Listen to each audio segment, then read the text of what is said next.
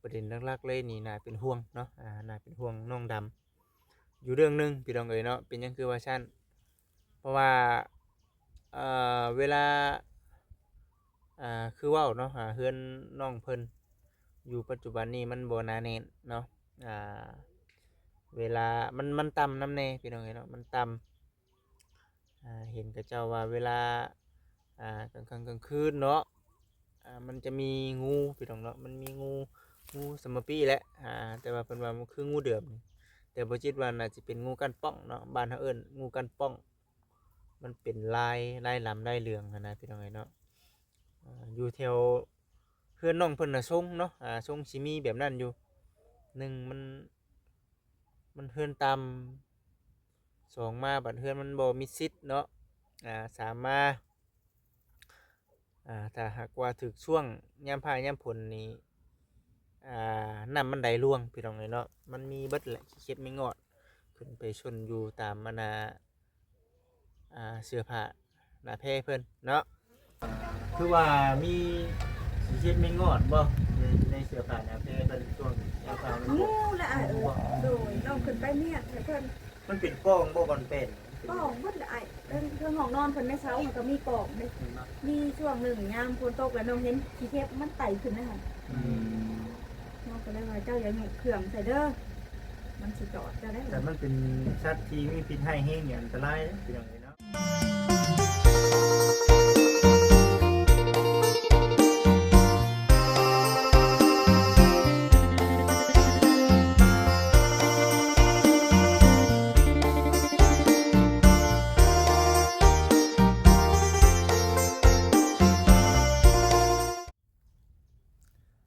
กับทักทายสบายดีเด้อกับสบายดีสวัสดีผมเป็นพี่น้อง FC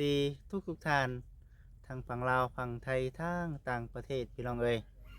พบกับทางประจิตคือเก่าเด้อพี่น้องเด้ออยู่ที่เพื่อนของทางสาวทองมีเพิ่นเด้อพี่น้องเอ้ยเรียกว่าเพื่อนเอื้อยเนาะของทางน้องดำเพิ่น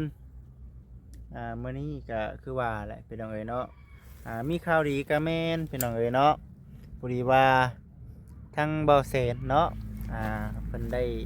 บอกกับทางทีมงานนี่แหละเนาะซื้อกับเขาวกับน้ำมาสู้กันกินในเรื่องของทางน้องดำน้องทองมีและก็ทางทีมงานนั่นแหละพี่น้องเอ้ยก็ถือว่านัดกันทางทีมงานก็มานะครบพี่น้องเอ้ยเนาะแต่ว่าเนาะขาดแต่ทั้งน้องดำบันนี้ก็ได้พอดีทั้งโบจิตเองเนาะได้ไปเบิ่งเพิ่นอยู่เฮือนเพิ่นบ่อยู่คิดว่าเพิ่นมาอยู่กับทั้งเฮือนเอื้อยเพิ่นแหละก็มาฮอดก็บ่มีจังไดเนาะถามทั้งเอื้อยเพิ่นบอกว่าไปเด่นบุญเนาะเด่นบุญขี่รถถีบไปนั่นแหละพี่น้องเอ้ยเนาะเพิ่นได้รถถีบใหม่ก็ขี่รถถีบไปเนาะดินบุญอยู่บ้านหลวงพุงเนาะบุญอยู่ในบ้านเพิ่นนั่นแหละพี่น้องเอ้ยเนาะไปแต่เช้าพุ่นได้บ่ซั่นนะยังบ่ทันได้มาก็คือว่าแหละพี่น้องเอ้ยพังเบิ่งเนาะที่เห็นเพิ่นอยู่ในประมาณจักโมงก็ได้พอดีแหละพี่น้องเอ้ยเนาะคือทางเฮาเองเนาะทางทีมงานหลายๆช่องมาถ่ายคลิปเนาะก็คือว่าแหละพี่น้องเอ้ยเนาะ FC หลายๆท่านเนาะเห็นทางน้องดำก็มีความเนาะม่วนซื่นเนาะในความมีความม่วนซื่นแล้วก็สงสารน้องเพิ่นนำพี่น้องเอ้ยเนาะในความเป็นจริงก็คือว่าแหละพี่น้องเอ้ยเนาะคือทางน้องดำนี่พ่อกับแม่นี่ก็บ่มีแหละพี่น้องเนาะเป็นลูกกำพร้ากำพร้อยอาศัยอยู่กับเอื้อยเนาะอาศัยอยู่กับเอื้อยแต่ว่าเอ้ยนะไปมีครอบครัวแล้วบัดนี้อยู่คนเดียวบัดนี้ก็ได้พี่น้องเอ้ยอยู่คนเดียวหาเงินหาค่ำผู้เดียวเนาะก็เลยว่าทางบุจิตเองเนาะช่วงมาเห็นเพิ่นเคล็ดแรกพี่น้องเอ้ยเนาะทับอิดเลยก็เลยว่าโอ้พังเบิงก็เจ้าว่าพังเบิงน้องๆเพิ่นเว้านี่ก็ถือว่าเป็นตาสงสารเพิ่นอยู่พี่น้องเอ้ยเนาะก็เลยว่าลงมาสัมภาษณ์ถามไทยเบิ่งหั้นนะ ว่า FC สิคิดเห็นจังใดดีหั้นนะพี่น้องเอ้ยเนาะ FC สิมีความคิดเห็นจังใดว่าซั่นน่ะนะก็คือว่าแหละพี่น้องเอ้ยในเรื่องชีวิตการเป็นอยู่ของทั้งน้องดำนี่ก็ในเรื่องข้าวเด้อพี่น้องเด้อเนาะในเรื่องข้าวเรื่องน้ำเรื่องข้าวเรื่องน้ำนี่ก็สำคัญเนาะสำหรับทั้งน้องเพิ่นข้าวน้ำซ้ำปลาแล้วก็คุมอยู่คุมกินแล้วก็บ่อนพักบ่อนเช้าพี่น้องเอ้ยเนาะประเด็นหลักๆเลยนี่น่าเป็นห่วงเนาะน่าเป็นห่วงน้องดำอยู่เรื่องหนึงพี่น้องเอ้ยเนาะเป็นหยังคือว่าซั่นเพราะว่าเวลาคือเว้าเนาะเฮือนน้องเพิ่นอยู่ปัจจุบันนี้มันบ่หนาแน่นเนาะเวลามันต่ำน้ำแน่พี่น้องเอ้ยเนาะมันต่ำเห็นกับเจ้าว่าเวลากลางค่ำกลางคืนเนาะมันจะมีงูพี่น้องเนาะมันมีงูสมปีแหละแต่ว่าเพิ่นว่ามันคืองูเดือมนี่แต่บ่คิดว่าน่าจะเป็นงูกันป้องเนาะบ้านเฮาเอิ้นงูกันป้องมันเป็นลายลำลายเหลืองนะพี่น้องเอ้ยเนาะอยู่แถวเพื่อนน้องเพิ่นน่ะทรงเนาะทรงสิมีแบบนั้นอยู่หนึ่งมันเฮือนต่ำสองมาบัดเฮือนมันบ่มีซิดเนาะสามมาถ้าหากว่าถึกช่วงยามพายามฝนนี่น้ำมันไหลร่วงพี่น้องเลยเนาะมันมีเบิดแหละขี้เข็บไม่งอดขึ้นไปชนอยู่ตามเสื้อผ้าหน้าแพร่เพิ่นเนาะตัวนี้นะพี่น้องเลยตัวนี้ก็สำคัญได้สำคัญจึงว่าเนาะFC เพิ่นก็ว่าลองเบิ่งคักๆดูบ่จิตว่าซั่นเนาะในเรื่องของทางน้องดำเพิ่นนี่ก็ได้แม่นอยู่ได้ว่าซั่นว่าเราเว้าหัวหัวเอิกเนาะแต่ว่าเฮามาเบิ่งความเป็นจริงของเพิ่นนี่แล้วก็ถือว่าเป็นผู้ลำบากอีกผู้หนึงได้พี่น้องเอ้ยเนาะเป็นหยังคือว่าซั่นเนาะลำบากแต่อารมณ์ดีเนาะจากที่บ่จิตสังเกตเบิ่งหั้นนะแต่ว่าเห็นทางไอ้เตียงเพิ่นเข้ามา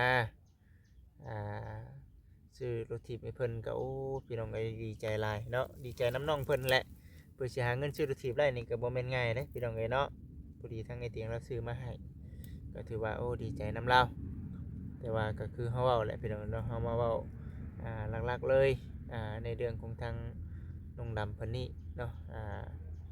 ก็มีความน่าเป็นห่วงแล้วก็มีความสงสารเพิ่นอยู่ในเรื่องบนผักบนเช้าเนาะเป็นเฮือนป้าเพิ่นบ่พี่น้องเอ้ยเฮือนป้ากับลุงอันนี้ก็เป็นดินของป้ากับลุงเนาะแต่ว่าเพิ่นก็สิยกให้เนาะกับทางน้องดำเพิ่นนั่นแหละเพราะว่าป้ากับลุงนี่เพิ่นขายที่ทางพูดของทางพ่อแม่ของทางน้องดำและทางน้องดำเพิ่นบอกว่าสิโอนเอาตัวนี้แหละเป็นดินของตัวเองนะลุงก็ต้องเอาดินตัวนี้มาแทนเนาะแต่ก็เห็นทางน้องเพิ่นว่าอยู่ดินเทือนดินชาตินี่เป็นของน้องเพิ่นว่านะพี่น้องเอ้ยเนาะพื้นที่นั่นน่ะมันเป็นพื้นที่ต่ำเนาะ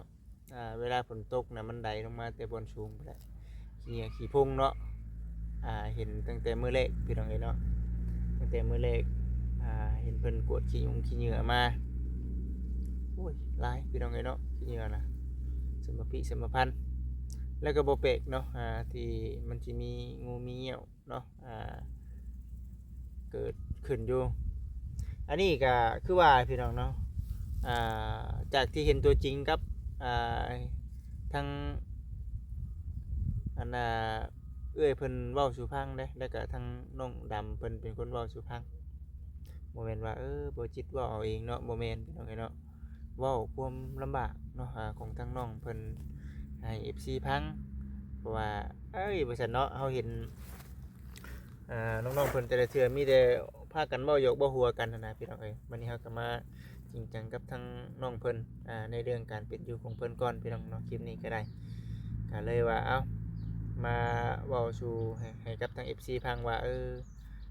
ลองคอมเมนต์กันเข้ามาพี่น้องเอ้ยเนาะว่าเป็นจังได๋พี่น้องเนาะ FC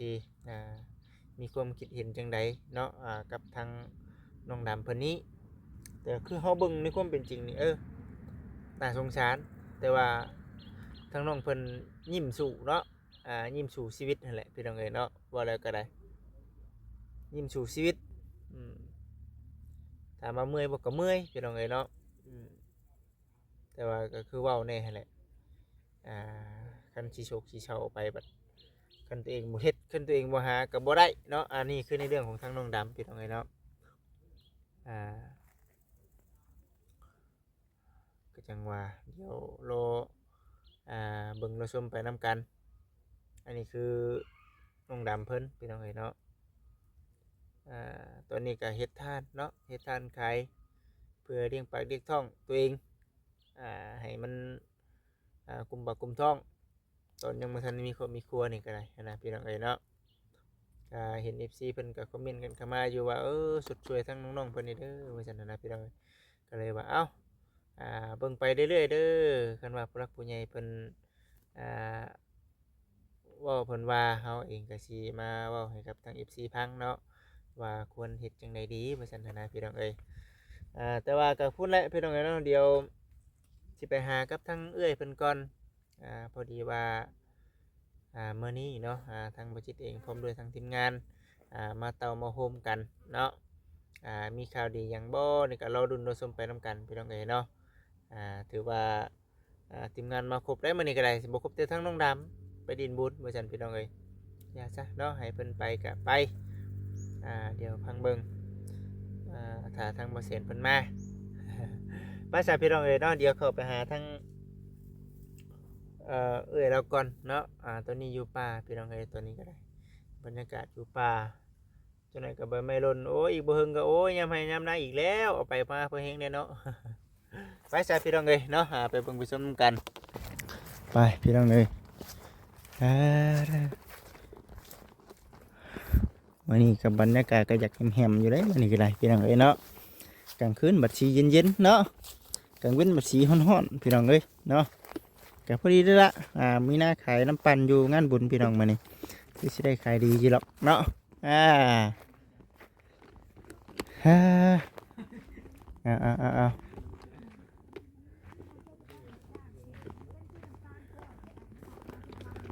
เด็ดคักเด็ดแน่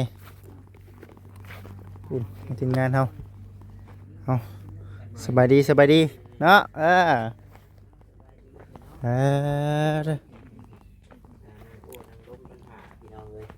ถ้าทั้งบ่แสนมาบ่เอามาสบายดีสบายดีเพิ่นว่าเพิ่นลืมซื้อข้าวว่าซั่น ให้ดื่มนะ บ่แสน บอกหมู่มากินข้าวบัดบ่กินหยังเด้อว่าซั่นบ่ต้องกินหยังสบายดีสบายดีสบายดีเบิดสุขสู่คน กราบคักๆนี่ให้บ่จิตเอ้ยเนาะเอามื้อนี้ก็ขออนุญาตพี่น้องเนาะเอาพร้อมๆกันแล้วก่อนแล้วว่าสิจะทิ้งบ่เอานี่ได้ทิ้งอยู่ได้เอาเนาะ ทั้งสาวดำบ่อยู่ติ ไปจังได๋น่ะ ไปหลินบุญ เอ้า คือน้องว่าหาแลกมืออื่นเพิ่นต้องไปเพิ่นสิปั่นรถถีบไป ได้รถถีบแล้วไปเลยบ่ คำบ่มีรถถีบได้ใช้เพิ่นไปอยู่บ่ ไปเพิ่นก็ไปนำอันแม่นางเขียวเหียนนั่นเด้เพิ่น แม่นเขียวเห็น เพิ่นเอารถไถเพิ่นไป ผู้ส่งจดหมายให้บ่เผยว่านี่ครับลุงดำบ่ ยังได้ทางอันแม่อันน้องผ้าใสเพิ่นได้โทรหาน้องวันยังบ่ทันมาน้องดำเราเห็นก็เต็มเลยรถส่วนตัวเราก็เชื่อแม่ ไปเมาแต่เช้าเลยนะเนาะลุยแต่เช้าเลย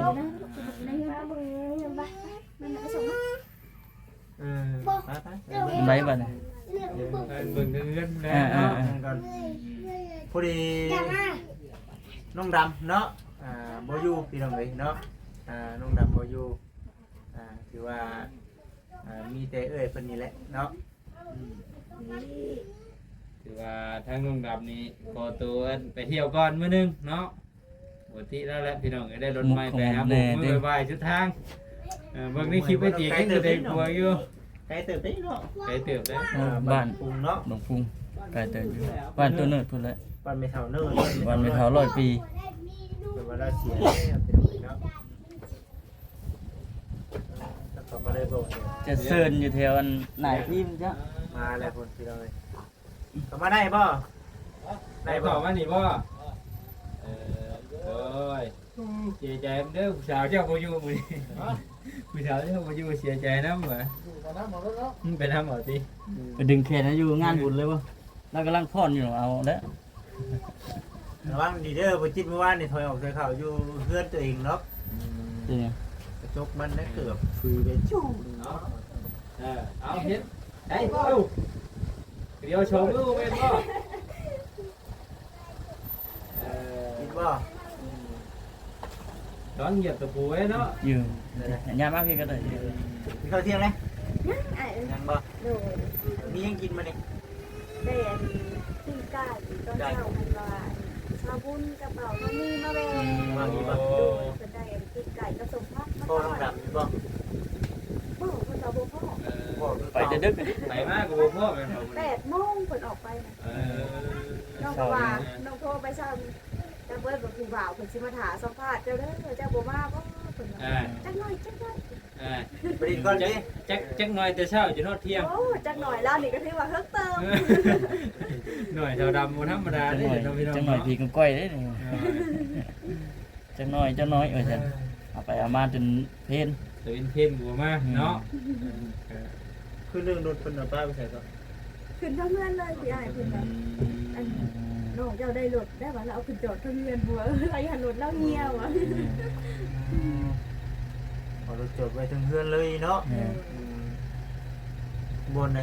บนในห้องคนนี้ อยู่ในนอกนะ คิดว่าเพิ่นนั่น มันไปดำไฟเด้อบ นคนนึงให้ตัวไปหันเลย ดู ว่าแน่เนาะคือว่ามีสิเช็ดมีงอดบ่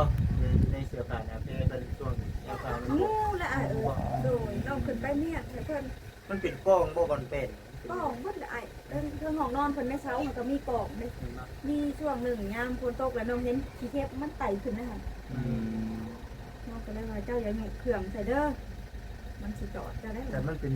ชัดที่มีพิษให้แห้งอย่างอันตรายนะเป็นอย่างนี้เนาะอันแรกจังว่าว่าอยู่ว่าเราเป็นคนอารมณ์ดีอยู่แต่บางเบื้องลึกๆเนี่ยแต่ก็สงสารเราอยู่เนาะ ใจตนเราอยู่ติ อยู่คนเดียวเด้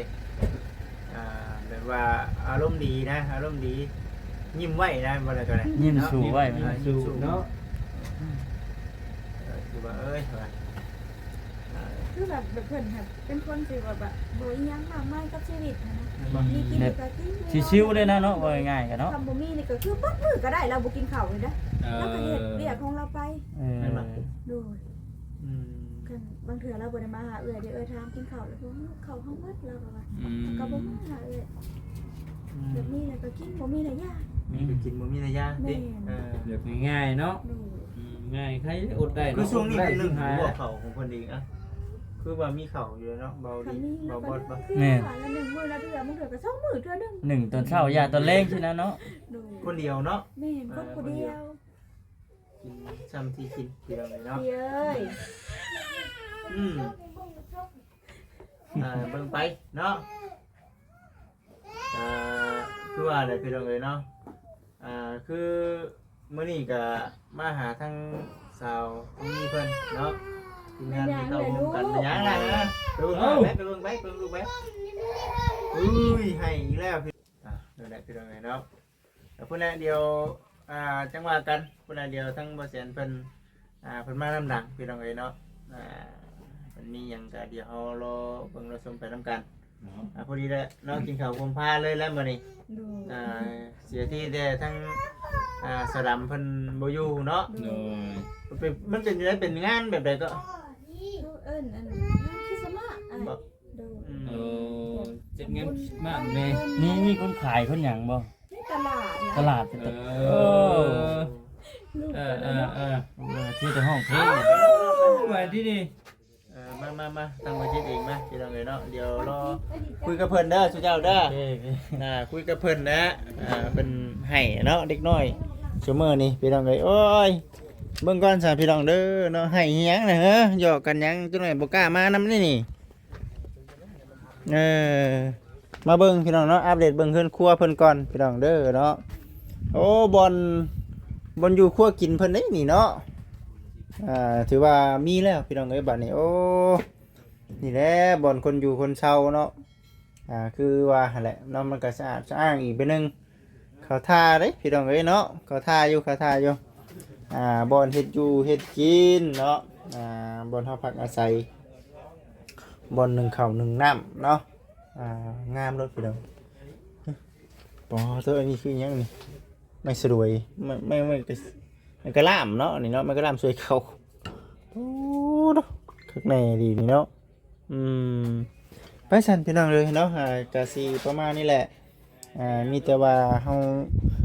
มื้อนี้ก็มาอัปเดตถามไทยอยู่ที่เฮือนของทางน้องทองมีทางสารามเพิ่นก็บ่อยู่พี่น้องเอ้ยเนาะไปสั่นเด้อเนาะผิดพลาดประการใดกับขอโทษขออภัย FC หลายๆมีหยังก็คอมเมนต์กันเข้ามาพี่น้องเอ้ยสำหรับคลิปนี้ขอกล่าวคำว่าสบายดี